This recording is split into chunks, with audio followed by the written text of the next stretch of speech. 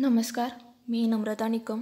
तर आपण आज या व्हिडिओमध्ये बघणार आहोत परकीय विनिमय दर किंवा चलनाचा विनिमय दर कसा ठरतो. तर चलनाचा विनिमय दर कसा ठरतो तर आपण बघणार आहोत एका चलनाच्या बदल्यात ज्या वेळा दुसरं चलन ज्या दराने मिळतं त्याला आपण विनिमय दर असं म्हणतो. तर उदाहरण सांगायचं असेल तर आपण जर समजा तुम्ही भारतामधून अमेरिकेमध्ये पर्यटनासाठी गेला आहात, फिरायसाठी गेला आहात आणि तिथं तुम्ही तुमचं ATM कार्ड टाकलं आणि त्यातून पैशाची मागणी केली तर त्या ATMमधून तुम्हाला रुपया नाही तर डॉलर निघतील. आता समजा तुमच्या ATMमध्ये 10,000 रुपये असतील तर त्या 10,000 रुपयांच्या बदल्यात तेथील किती डॉलर मिळतील ह्या ज्या दराने ठरतं त्याला आपण असं म्हणू शकतो की रुपया आणि डॉलरमधला जो विनिमय दर आहे तो. तर विनिमय दर म्हणजे एका चलनाच्या बदल्यात दुसरं चलन किती मिळतं, म्हणजे रुपयाच्या बदल्यात डॉलर किती मिळू शकतो आणि डॉलरच्या बदल्यात रुपया किती मिळू शकतो ह्याला म्हटलं जातं विनिमय दर, एक्सचेंज रेट. तर अजून एक असं म्हणू शकतो की आपण जर एखाद्या देशाने तरता विनिमय दर जर स्वीकारला असेल तर हा जो काही विनिमय दर आपण बघितला तर हा विनिमय दर सतत बदलत असतो. कदाचित तो एका मिनिटासाठी सुद्धा प्रत्येक मिनिटाला सुद्धा बदलू शकतो. आता अजून एक उदाहरण द्यायचं असेल तर समजा आपल्या भारतामधील एखाद्या स्त्रीनं साडी विकायचा बिझनेस सुरू केलेला आहे आणि तर तिच्या साड्या तिनं अमेरिकेमध्ये पाठवलेल्या आहेत.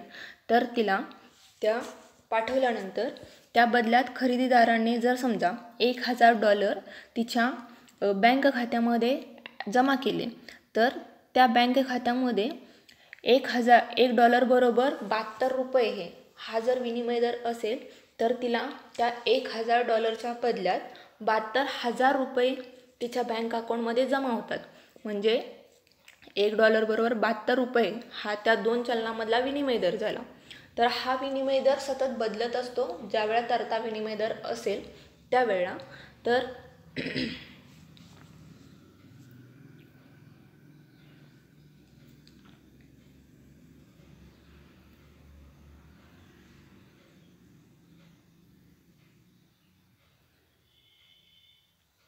आता समजा की $1 बरोबर 72 रुपये हा 72 रुपयेवरून $1 बरोबर 75 रुपये असा जर विनिमय दर झाला तर रुपया मंदावला, कारण की आपल्याला एका डॉलरच्या बदल्यामध्ये 72 रुपयांऐवजी 75 रुपये द्यावे लागलेत, म्हणजे एक्स्ट्राचे 3 रुपये आपल्याला द्यावे लागलेत. म्हणजेच आपल्या रुपयाची व्हॅल्यू कमी झाली असं आपण म्हणू शकतो. तर त्याचबरोबर $1 बरोबर 72 रुपयेवरून जर $1 बरोबर 70 रुपये होणं म्हणजे डॉलरच्या बदल्यात रुपया वधारणं. कारण आपण $1च्या बदल्यात आधी 72 रुपये देत होतो, तेच आता आपला $1च्या बदल्यात 70 रुपये द्यावे लागलेत.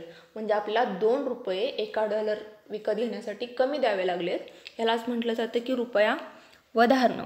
तर आता रुपया वधारणं किंवा डॉलर वधारणं हे जे काय असेल तर त्याची एक किंवा अनेक कारणे असतात. तर ती कारणे आपण बघूया. रुपया वधारण्याची अथवा मंदावण्याची कारणे. तर रुपया वधारेल आणि डॉलर मंदावेल जर पहिलं आहे भारताची निर्यात वाढली किंवा आयात जर कमी झाली असेल तर रुपया वधारेल आणि डॉलर मंदावेल.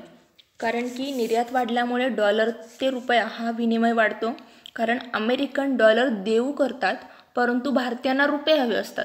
यामुळे रुपयाचा भाव वाढतो आणि रुपया वधारतो. आपल्या देशातील ज्या काही वस्तू असतील तर त्यांना असणारी मागणी जास्त होते आणि दुसऱ्या देशातील अमेरिकेतील वस्तूंसाठी आपली असलेली मागणी कमी होते. याला आपण असं म्हणू शकतो की भारताची निर्यात वाढली आणि आयात कमी झाली असेल तर काय होतं, रुपया वधारतो आणि डॉलर मंदावतो.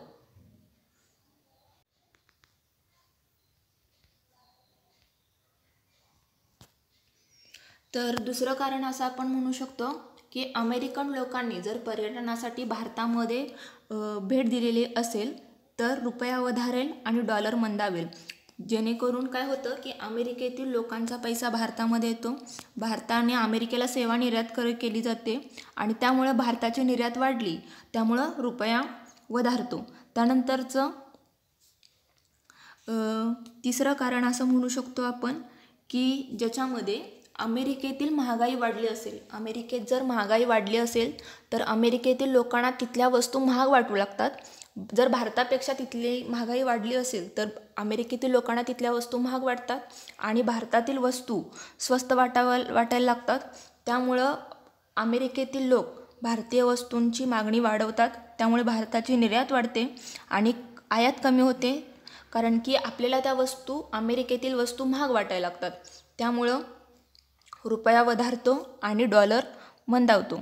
त्यानंतरचं पुढचं कारण आहे भारतातील व्याजदर जर वाढले तर भारतातील व्याजदर वाढल्यामुळं काय होऊ शकतं, जर समजा की अमेरिकेमध्ये ज्या काही ठेवी ठेवल्या असतील तर त्यांच्या व्याजावर त्या ठेवींवरती व्याज असेल 4% आणि भारतामध्ये त्याच ठेवींसाठी जर समजा 8% व्याज मिळणार असेल तर अमेरिकेतील व्यक्ती काय विचार करेल की आपण या ठेवी भारतामध्ये गुंतवणूक करूया, कारण की ह्या गुंतवणुकीवरती भारतामध्ये व्याजदर जास्त आहे. त्यामुळे डॉलर ते रुपया असा विनिमय वाढतो आणि रुपया वधारतो आणि डॉलर मंदावतो. म्हणजेच काय होतं, जर व्याजदर वाढलेले असतील भारतामधील तर रुपया वधारेल आणि डॉलर मंदावेल. त्यानंतरनं भारतानं जर आयात शुल्क वाढवलं असेल तर अमेरिकन वस्तूवर जास्तीचं आयात शुल्क लावल्यास ती वस्तू भारतीयांना काय होते, महाग होते.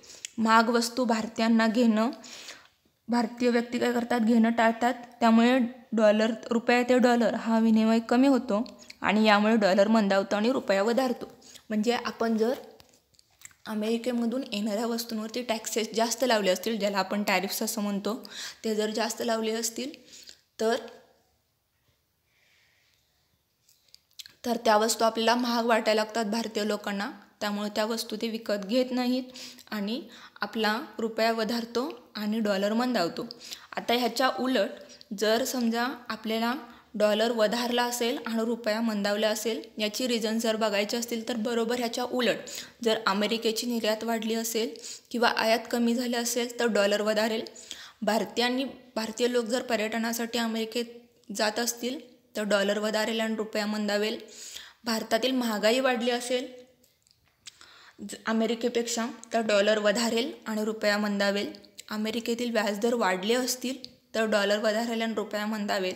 आणि अमेरिकेनं आयात शुल्क वाढवलं असेल तर डॉलर वधारेल आणि रुपया मंदावेल. म्हणजे आपल्याला हे दिसून येतं की रुपया वधारण्याची आणि मंदावण्याची कारणे काय काय आहेत तुम्हाला समजले असतील. आता रुपया मंदावला आणि रुपया वधारला तर कुणाला फायदा होतो आणि कुणाला तोटा होतो हे जर बघायचं असेल तर आपण असं म्हणू शकतो की जर रुपया मंदावला तर आयातदारांना तोटा होतो. म्हणजे एखाद्याने $1 वस्तू आयात केली तर त्याला आता 72 रुपयांऐवजी 75 रुपये द्यावे लागतील. म्हणजे 3 रुपये त्याला एक्स्ट्रा द्यावे लागतील जर रुपया मंदावला असेल तर. आणि जर रुपया मंदावला तर निर्यातदारांना फायदा होतो. म्हणजे जर एखाद्याने वस्तू निर्यात केली तर त्याला आता 72 रुपयांऐवजी 75 रुपये मिळतील. तर असे आपल्याला आपल्याला दिसू शकतात की रुपया वधारणं किंवा मंदावणं यामुळे आयातदारांना आणि निर्यातदारांना काय काय फायदा किंवा तोटा होतो. आता विनिमय दर हा कसा ठरतो आणि कोण ठरवतं, तर विनिमय दर हा चलनाच्या मागणी पुरवठ्यावरून ठरत असतो. म्हणजे समजा भारतानं कोविडची लस शोधून काढली आणि तिचं मोठ्या प्रमाणात उत्पादन केलं आणि ही जी काही लस होती तर त्या लसीला इतर देशांकडून मागणी मिळाली किंवा ही लस इतर देशांनी खरेदी केली, तर हे देश काय करतील, ही लस खरेदी करण्यासाठी त्या देशांचं चलन, प्रत्येक देशाचं चलन देतील आणि ती लस खरेदी करतील. हे विविध चलन ते रुपया हा विनिमय वाढतो आणि रुपयाची मागणी वाढेल, कारण की प्रत्येक देश काय करेल, आपलं चलन जमा करेल आणि ही लस खरेदी करण्याचा प्रयत्न करेल. रुपयाची मागणी वाढून काय होतं, रुपया वधारतो. म्हणजेच विनिमय दर हा चलनाच्या मागणी आणि पुरवठ्यावरून ठरतो. चलनाची मागणी आणि पुरवठा म्हणजेच त्या चलनात मिळणाऱ्या वस्तूंची मागणी आणि पुरवठा. म्हणजेच आपण अल्टिमेटली असं म्हणू शकतो की ज्या वेळा वस्तू आणि सेवांची निर्यात अधिक होते त्यावेळा आपल्याला काय होतं, ते चलन वधारलेलं दिसतं किंवा त्या चलनाचं विनिमय दर चांगला झालेला दिसून येतो आपल्याला. आता आपण बघितलं विनिमय दर कसा ठरतो आणि कोण ठरवतं. आता IMFनं विविध अर्थव्यवस्था, जगातील ज्या काही विविध अर्थव्यवस्था आहेत तर त्या अर्थव्यवस्थांचं वर्गीकरण केलं आहे त्यांच्या चलनाच्या गटावरून. तर आपण ह्या चार्टमध्ये बघू शकतो स्वतःचे चलन नसणारे, त्यानंतर स्थिर विनिमय दर असणारे, स्थिर पेग विनिमय केलेल्या विनिमय दर असणारे देश, नियंत्रित विनिमय दर असणारे देश आणि तरता विनिमय दर असणारे देश, असे 5 गटामध्ये IMFनं देशांचं वर्गीकरण केलं आहे. त्यातला पहिला आपण बघतोय स्वतःचं चलन नसलेले जे काही गट आहेत. स्वतः चलन नसणारा जो काही गट आहे त्याच्यामध्ये कोणकोणते देश येतात तर पनामा, माली, नायजर, सेनेगल, कॅमरून यासारख्या देशांमध्ये स्वतःचं चलनच नाही आहे. तर हे देश व्यवहारांमध्ये अमेरिकन डॉलरच वापरतात किंवा दुसऱ्या एखाद्या देशाचं चलन वापरतात. त्यामुळं या देशांकडे स्वतःचं चलन नसल्यामुळे या देशांमध्ये विनिमय दर असण्याचा प्रश्नच उद्भवत नाही. आणि युरोझोनमधील देशांमध्ये युरो चलन असल्यामुळे या देशांचंही स्वतःचं चलन नसल्यामुळे तेही या गटात टाकता येतात. तर युरोझोनमधील जे काही देश असतील तर ते युरो चलन सगळेजण एकत्र वापरतात, एकच चलन, तर यांचासुद्धा यामध्ये समावेश होतो. तर दुसरा गट आहे स्थिर विनिमय दर असणारे देश, फिक्स्ड एक्सचेंज रेट असणारे देश. तर या गटामध्ये देश आहेत हाँगकाँग, बोस्निया, हर्जेगोविना, इस्टोनिया, लिथुआनिया. तर हे देश जे आहेत ते स्थिर विनिमय दर असणारे देश आहेत. तर भारतामध्ये सुद्धा 1991 पर्यंत आपण स्थिर विनिमय दर पद्धती लागू केली होती. 1991 नंतर जेव्हा आपण LPG धोरण स्वीकारलं त्यानंतरनं आपण स्थिर विनिमय दराची पद्धती बंद केली. तर हा विनिमय दर कसा ठरतो तर हे देश काय करतात विनिमय दर स्वतःच ठरवतात. आपल्या बाजारातला विनिमय दर कसाही असला तरी हे देश त्यांचे चलन इतर चलनात बदलवून देताना विनिमय दर स्वतः ठरवतात. हा विनिमय दर ठरवण्यासाठी या देशांमध्ये चलन मंडळ असतात. चलन मंडळ एखाद्या परकीय चलनाची किंवा काही निवडक परकीय चलनाची किंमत तपासतात आणि विनिमय दर निर्धारित करतात. बाजार दराप्रमाणे हा दर पुन्हा पुन्हा बदलत नसतो, त्यामुळे त्याला स्थिर विनिमय दर म्हणतात. म्हणजे की डॉलरच्या बदल्यात त्यांचं चलन किती द्यायचं हे तेथील चलन मंडळ जे काय असतं करन्सी बोर्ड ते ठरवून देतं. त्यानंतरनं तिसरा गट आहे स्थिर पेग विनिमय केलेला विनिमय दर. तर ह्या गटामध्ये कोणकोणते देश येतात तर चीन, Venezuela, Zimbabwe, Iraq, Nepal, Pakistan यासारखे देश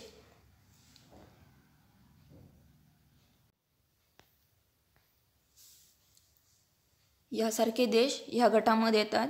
तर या देशांचं जे काही चलन असेल त्याचं मूल्य एखाद्या हार्ड चलनाशी खिळवून ठेवलं जातं. आणि ह्याच्यामध्ये म्हणजे समजा की चीनचं जे काही चलन आहे युआन, तर ते काय करतात आंतरराष्ट्रीय मूल्य अमेरिकन डॉलरशी खिळवून ठेवतात. आणि ह्याचा जो काही चेंजेस जे होणार आहेत या युआन चलनाचे तर या युआनच्या मूल्यामध्ये +1 किंवा -1 इतकेच काय होते तरलता असते. म्हणजे या देशाने स्थिर किंवा तरता विनिमय दर न स्वीकारता त्यामधला मार्ग स्वीकारला आहे. एका युआनच्या बदल्यात $72 असं जे काही मिळत असेल तर त्याच्यामध्ये +1 किंवा -1 इतकाच काय होतो चेंजेस दिसून येतात आपल्याला. त्यानंतरनं पुढचा त्याचा प्रकार आहे नियंत्रित विनिमय दर. या गटामध्ये कोणकोणते देश येतात तर भारत, बांगलादेश, श्रीलंका, सिंगापूर, रशिया, पेरू यासारखे देश नियंत्रित तरत्या विनिमय दर वापरतात. तर या देशामध्ये बाजार दरानुसार विनिमय दर ठरतो, परंतु या विनिमय दरावर अप्रत्यक्ष नियंत्रण ठेवलेलं असतं. भारतात जे काही परकीय व्यापाराच्या चालू खातं आहे तर त्यामध्ये विनिमय दर ठरतो, चालू खात्यावर बाजार दरानुसार विनिमय दर ठरतो. तरीही भारतात रुपयाच्या विनिमय दरावर अप्रत्यक्ष नियंत्रण ठेवता येतात. तर जर समजा तर त्यामध्ये काय काय केलं जातं अप्रत्यक्ष नियंत्रणामध्ये की चलनविषयक धोरण जे RBIकडून राबवलं जातं तर ते राबवलं जाऊ शकतं. त्यानंतरनं व्याजदरामध्ये कमी जास्त केले जातात. रिझर्व्ह बँक परकीय चलनसाठ्यामध्ये कमी जास्त प्रमाणात बदल घडवून आणू शकते आणि राजकोषीय धोरण वापरलं जातं. म्हणजेच ह्या गटामध्ये असं बघतो की सरकार आणि मध्यवर्ती बँक असते त्यांचं काही प्रमाणामध्ये काय असतं ह्याच्यावरती नियंत्रण असतं. बाजार दरानुसार जरी विनिमय दर ठरत असले तरी यामध्ये सरकारला आणि रिझर्व्ह बँकेचा हस्तक्षेप करण्यासाठी वाव आहे. म्हणजे विनिमय दर मागणी आणि पुरवठ्यावरून ठरतो, परंतु हस्तक्षेपामध्ये म्हणजे बाजारानुसार ठरत जरी असला तरी हस्तक्षेपासाठी याच्यामध्ये वाव आहे. त्यानंतर पुढचा प्रकार आहे जो आपण गट म्हणतो तरता विनिमय दर. तर यामध्ये कोणकोणते देश येतात तर अमेरिका, इंग्लंड, ऑस्ट्रेलिया, इंडोनेशिया यासारख्या देशांनी तरता विनिमय दर स्वीकारलेला आहे.